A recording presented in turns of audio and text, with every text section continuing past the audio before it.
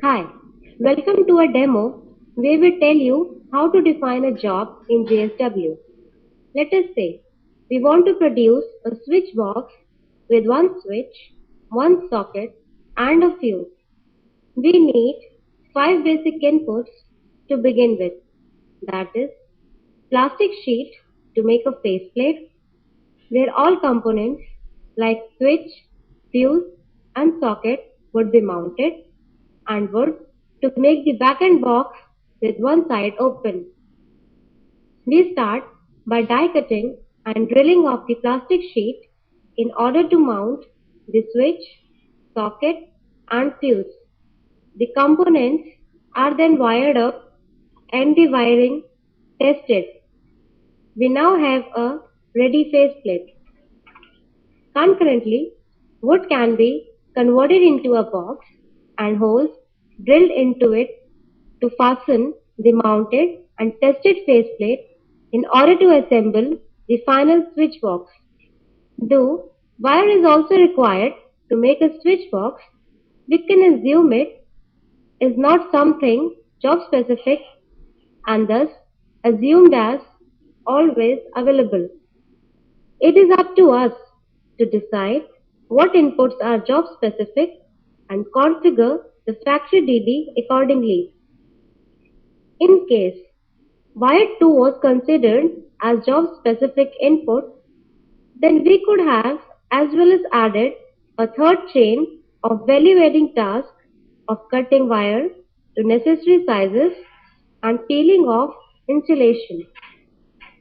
As one could guess, one can define different jobs or workflow for each configuration of switchbox one may ever make. Here attributes can play a major role as deciding shapes, sizes, duration, wastages, etc. can be completely automated. We now show you the actual steps followed in defining this job. Step 1. Click on the job menu and then select the new option. You will observe a job creation wizard window opens up where one can fill overall details of job like code, name, description, notes, and job start time. Here, filling of job name and start time is mandatory. Let us type sample switchboard as job name. Sample switchboard. Job start time is that moment, either now or some future time, where all activities, including beginning of getting inputs, must start. By default, you see the current system time now. Anyway, even if you do mention some past date when scheduled, the scheduling engine will always correct it to the current date or time. Now press the double right arrow button to proceed. Step 2. You see a blank pane where we shall now create the CT diagram or workflow of the job. We click on the task button to open a window from where we can choose the value adding task in the job. It is just enough to choose Get Input Task as JSW itself will help you in identifying the appropriate value adding task thereafter.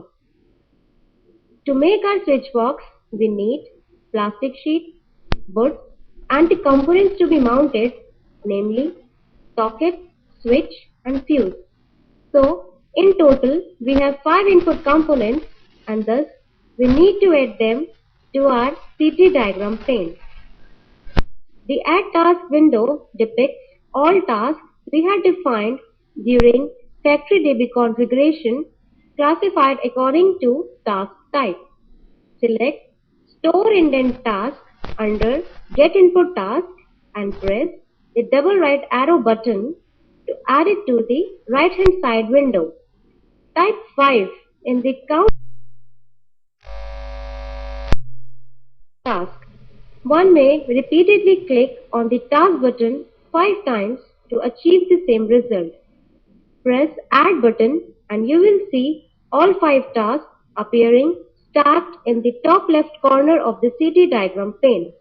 Click on the Auto Arrange button to arrange the task properly. Step 3. Each task is in form of a rectangle with 2 plus buttons, one to the left and one to the right.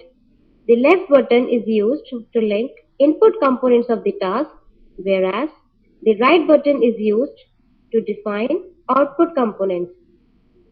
Click on the right hand side plus button of the first task. A window titled Output Components opens up with a combo box. Click on the combo down arrow and you can see only those possible output components that this task can produce. Since we had defined stores indent can give us any of the 5 raw material components, we see only 5 of them listed. Choose Fuse as the output component. You can see the window expands to allow you to decide the number of splits that one can have for the output components. We do not wish to discuss split outputs in this evaluation version, so just skip and press the Create Output button. If you now click on the output component represented as a rounded rectangle, a floating window opens giving complete details of this output component. If you now click instead on any task, the component window changes to Show All Task Properties. Likewise, if you click on some other not yet defined output component, you see the component name is blank. You are welcome to explore this window. Suggest you collapse this window by pressing the minus button and drag it upwards outside the CT diagram pane. Repeat the above steps for remaining 4 store indent tasks and choose all 5 raw material input components one by one to make the switch box. We have chosen plastic sheet and now socket and then the fourth output in switch and last wood. Step 4. There are 2 possible chains to start with. One where we start die cutting the plastic sheet to make a faceplate, or 2. Shape wood into a box. Let us start creating our first value adding chain from plastic sheet. First, left click on plastic sheet component to select it and then right click to open a pop-up menu. You can see many options in the pop-up menu. However, for the evaluation version, we just discussed the fourth option in the list called Show Possible Task. Use left mouse button to select this option. Doing so opens a window that lists all tasks that can potentially consume the component plastic sheet as decided by you when you configure the factory DB. Left click on the radio button on the left of the task name and press Create button. You can see a task named Die Cutting is introduced in the CT diagram that is linked as a consuming task of component plastic sheet. If we view the output of the die cutting task, you will see it is already set to component faceplate, as while configuring the factory DB, we had defined that in our factory, die cutting task will always result in a faceplate. In case we had more than one possible output component resulting from a task, then course it is necessary to choose the one desired. Step 5. Let us continue the above value adding chain by adding another task. Now we find 2 tasks are listed that can consume faceplate as an input component. We choose the drilling task first, as a defined workflow is to first drill hole in the die cut faceplate before components can be mounted on it.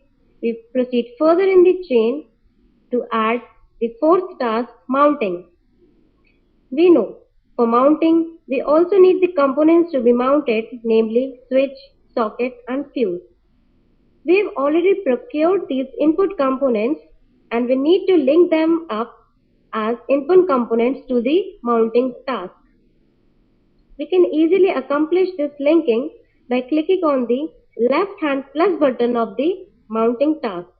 A window titled Input Components opens up with two tabs, Available and Possible. As the name suggests, the available components are already present on the CT diagram pane and can be readily linked as inputs, whereas the possible tab shows what all components can become inputs to this task. So, in case you have missed out any component, you can always introduce new tasks to get them onto the CT diagram pane for linking. Since all components needed for mounting are available, we can directly go to the Available tab. A task can have input components classified as primary, mandatory, and optional. Primary input components are those components that become part of or are contained in the value-added output from this task. Obviously, they are needed. Mandatory components may not appear as part of the output but are still required to perform the task, whereas optional components, as the name suggests, is a matter of choice used exercises while defining a particular workflow. Only primary input components can be defined in the evaluation version. Click on the plus button to left of primary tree node to open available input components. Each input component has a checkbox to its left.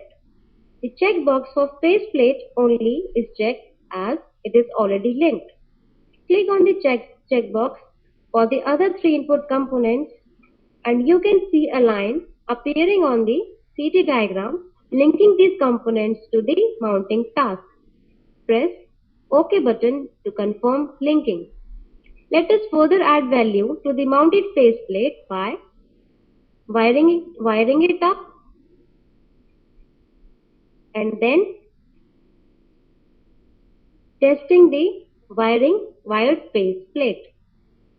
You can click the auto arrange button to properly lay out the CT diagram formed. Step 6. You will automatically see that wood is still to be value added. We complete the value addition on wood by introducing task box making and then drilling holes in the box made so that faceplate can be fixed onto the box. Step 7. We now have two independent chains producing the front end faceplate that is duly mounted with components, wired and tested, and a wooden box. We need to assemble them together to get a ready switch box. We can add the task of final assembly either from the back box or from tested faceplate and link the other as an input component. Press. We are linking the tested faceplate as a component,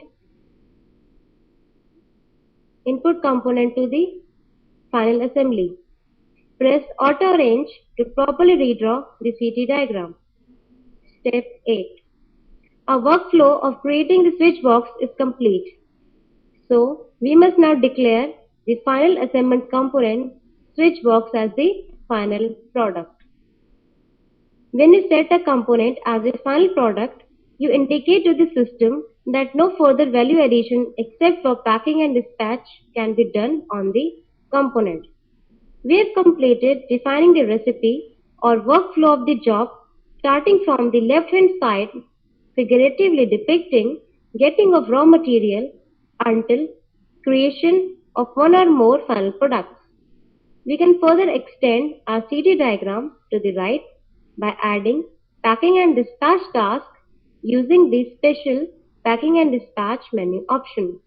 However, doing so is optional and thus not included in the evaluation version. A job completion definition is not complete unless we do not define when we expect to procure as raw material or get any other customer inputs, and how much final product extent is required. In order to define input components, click on the SI button. Here, SI stands for Set Input Component Details. A window opens up with a tree view on the left-hand side with job and the different products in a job, and within each product the raw material required, whereas on the right of the tree view are three tab pages titled Material, Arrival and Bill of Material. Since in evaluation version we allow just one product in a job, select the product in the tree view by clicking mouse left button. You can immediately see the 5 input components listed under the Material tab. The first column is the material we need to procure, whereas the second column has the material code. As there is no inventory system available in the evaluation version, a default material code unique for each input component is automatically generated. The third column titled Is Customer Given has a checkbox. If checked, the material moves from this tab page to the Arrival tab page and vice versa. If you uncheck the button, the material moves back from the Arrival tab to the Material tab. The fourth column is the expected lead time to procure the material. Lead time can be expressed relative to job start time or in absolute terms for each input component. Please note when material is likely to arrive on the shop floor as a bearing on when we can deliver the final product. Let us set some lead time for each input material, say day 1. If all inputs are expected at the same point in time, you can always use the Apply to All Components listed above checkbox facility. Let us now press Update button and then Exit button to close the SI window. Let us focus now on Final Product Extent. Click on the FP button. Here, FP means Final Product. You can again see a window opening with all final products of the job listed. Needless to say, one can have more than one final product in a job. Most of the information in the table is self-explanatory and you are welcome to explore. For this evaluation version, we just tell you how to specify final product extent. To define final product extent, press the button captioned Define Extent Dependencies. A smaller window titled Interdependence between final product opens up. In case you have more than one final product, then it is possible to specify the cutoff date and extent of final products with respect to the key final product. Since here we have just one final product, we need to specify both. Let us enter an extent of 500 and specify some cutoff date beyond which customer will not accept the final product delivery. Cutoff date is used to find out if the job is delayed or not. Press Update Details and Exit button to come back to the final product screen and then again press the Exit button. We are now done with our job definition. Press the Validate button. You will find an error is encountered, namely, no salesman selected for the job. Click on the Job menu and then Show Job Property option to open the Job Property window. You can instead use the Ctrl+J shortcut as well. Click the ellipsis in the salesperson. Press Validate button again. You now encounter a new error, no customer defined for the job. Let us press Ctrl+J and click the ellipsis in the customer details row to select a customer or add a new customer detail.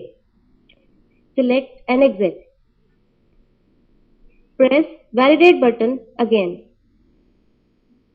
You now see an error, no production buffer specified. Let us navigate to the FB window, then click on the ellipsis to the right of the production buffer option to enter the production buffer. Click on OK and exit. Press Validate button again. You will find this time the job is validated without any error. Once validated, you will find that cost, wastages, extents, and duration of all tasks and components, including the final product component, are calculated. Just click on any task or component to view its properties and attributes. For each task, one can further click on the Work Center button to see on what all work centers this task can technically be executed, along with details of cost, wastages, and duration. Most screens are self-explanatory and you should have no difficulty understanding them. Use Ctrl S or click on Job menu and select the Save option. You can always use this job as a template to create a new job with different extents and input lead times. Once saved, the job is available as star.tlk file on the disk and is now ready to be scheduled or simulated. You can have as many jobs defined as you may wish. Thank you.